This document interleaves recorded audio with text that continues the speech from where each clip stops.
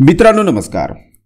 मित्रांनो, हा व्हिडिओ आपल्या शेतकरी बांधवांसाठी अतिशय महत्त्वाचा आहे, कारण आपल्या महाराष्ट्र राज्य शासनाच्या कृषी, पशुसंवर्धन, दुग्ध व्यवसाय विकास व मत्स्य व्यवसाय विभागाने 29 जानेवारी 2024 रोजी प्रधानमंत्री पीक विमा योजना रब्बी हंगाम 2022-23 व प्रधानमंत्री पीक विमा योजना खरीप हंगाम 2022 या संदर्भातील 2 शासन निर्णय हे निर्गमित केले आहे। आणि हे जे शासन निर्णय आहे त्या शासन निर्णयानुसार प्रधानमंत्री फसल विमा योजनेअंतर्गत पूरक अनुदान हे शेतकऱ्यांना मिळणार आहे। मग नेमकी कोणत्या शेतकऱ्यांना हे पूरक अनुदान मिळणार आहे या संदर्भातील माहिती आपण या व्हिडिओद्वारे पाहणार आहोत। आणि सर्वात महत्त्वाचं म्हणजे मित्रांनो, हा जो व्हिडिओ मी आज बनवलेला आहे तो तुम्हाला भविष्यात देखील अतिशय महत्त्वाचा ठरणार आहे, कारण की यातून अतिशय महत्त्वाची इन्फॉर्मेशन ही प्रधानमंत्री पीक विमा योजनेसंदर्भातील मी या ठिकाणी देत आहे। त्यामुळे मित्रांनो, या व्हिडिओला मध्येच कुठेही स्किप न करता अगदी शेवटपर्यंत पहा आणि समजून घ्या। तर सर्वात प्रथम मित्रांनो, हे दोनही शासन निर्णय जे 29 जानेवारी 2024 रोजी महाराष्ट्र राज्य शासनाने निर्गमित केलेले आहेत ते समजून घेण्या अगोदर एक बाब आपल्याला लक्षात घ्यायची आहे, ती म्हणजे शेतकऱ्याने पीक विमा काढला, मग तो खरीप हंगामासाठी काढला असेल किंवा मग रब्बी हंगामासाठी काढला असेल, मात्र जर समजा त्या शेतकऱ्याचे दुर्दैवाने अतिवृष्टी, गारपीट किंवा इतर कुठल्याही कारणाने जर पिकांचे नुकसान झाले, तर मग जे नुकसान झाले आहे त्या नुकसानीची जी भरपाई निश्चित केली जाते, ती निश्चित करण्यासाठी प्रधानमंत्री पीक विमा योजनेच्या काही मार्गदर्शक सूचना आहेत, काही नियम आहेत।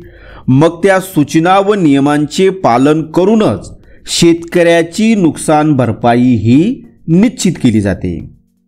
मात्र काही प्रकरणांमध्ये असं घडतं की शेतकऱ्याचे नुकसान हे झालेले असते, मात्र ते नुकसान कमी प्रमाणात झालेले असते, त्यामुळे मग पीक विमा नुकसान भरपाई ही अत्यंत कमी प्रमाणात परिगणित ही करण्यात येते। मग अशा प्रकरणांमध्ये लाभार्थी शेतकऱ्यांना विम्याच्या परताव्यापोटी नुकसान भरपाई रक्कम रुपये 1000 पेक्षा कमी येत असल्याने अशा शेतकऱ्यांना विम्याच्या परताव्याची रक्कम ही किमान रुपये 1000 पर्यंत अदा करावी असा शासन निर्णय 31 मई 2019 मध्ये काढण्यात आलेला आहे।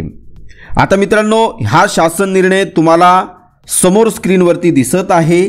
यानुसार ज्या शेतकऱ्याची पीक विमा दाव्याची विमा कंपनी मार्फत देण्यात येत असलेली रक्कम ही जर 1000 रुपये रकमेपेक्षा जर कमी असेल, तर रुपये 1000 रकमेपर्यंत असलेली जी तफावत आहे ती राज्य शासनामार्फत अदा करण्यात येते।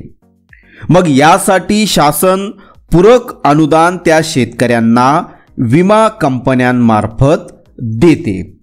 आता हे जे अनुदान देत असताना काही नियम व अटी देखील आहेत, ज्या 11 सप्टेंबर 2019च्या शासन परिपत्रकात दिल्या आहेत, जे शासन परिपत्रक देखील तुम्हाला समोर स्क्रीनवरती दिसत आहे। मग पहा मित्रांनो, प्रधानमंत्री पीक विमा योजना रब्बी हंगाम 2022-23 करिता जे असे शेतकरी आहेत ज्यांची नुकसान भरपाई 1000 रुपयेपेक्षा कमी येत आहे, असे शेतकरी 5ही विमा कंपन्यांचे एकूण 9244 आहेत। आता ही जो आकडा आहे मित्रांनो तो तुम्हाला समोर 29 जानेवारी 2024चा जो शासन निर्णय तुम्हाला समोर स्क्रीनवरती दिसत आहे त्यावरून तुमच्या लक्षात येत असेल। मग अशा शेतकऱ्यांना शासनाकडून प्रधानमंत्री फसल विमा योजनेअंतर्गत पूरक अनुदान रुपये 47,52,267 रुपये या कंपन्यांमार्फत वितरित हे केले जाणार आहे, जे समोर तुम्हाला स्क्रीनवरती अगदी स्पष्टपणे दिसत आहे। त्याचप्रमाणे मग प्रधानमंत्री पीक विमा योजना खरीप हंगाम 2022 करिता ज्याप्रमाणे मित्रांनो तुम्हाला समोर स्क्रीनवरती दिसत आहे, 29 जानेवारी 2024 हा खरीप हंगाम 2022 करिताचा शासन निर्णय आहे। मग यासाठी जे शेतकरी आहेत, पाचही कंपन्यां मिळून जवळजवळ 75,196 शेतकरी आहेत। मग याही शेतकऱ्यांना प्रधानमंत्री फसल विमा योजनेअंतर्गत पूरक अनुदान 2,93,99,316 रुपये इतकी रक्कम या पाचही पीक विमा कंपन्यांमार्फत त्या शेतकऱ्यांना अदाही केली जाणार आहे।